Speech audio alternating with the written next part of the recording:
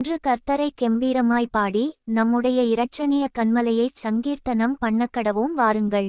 2 துதித்தலுடனே அவர் சந்நிதிக்கு முன்பாக வந்து சங்கீதங்களால் அவரை ஆர்ப்பரித்து பாடக்கடவோம்.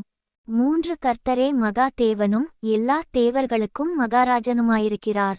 4 பூமியின் ஆழங்கள் அவர் கையில் இருக்கிறது, பர்வதங்களின் உயரங்களும் அவருடையவைகள். 5 சமுத்திரம் அவருடையது, அவரே அதை உண்டாக்கினார், வெட்டாந்தரையையும் அவருடைய கரம் உருவாக்கிற்று. 6 நம்மை உண்டாக்கின கர்த்தருக்கு முன்பாக நாம் பணிந்து குனிந்து முழங்கால்படியிடக்கடவோம் வாருங்கள். 7 அவர் நம்முடைய தேவன், நாம் அவர் மேய்ச்சலின் ஜனங்களும் அவர்கைக்குள்ளான ஆடுகளுமாமே.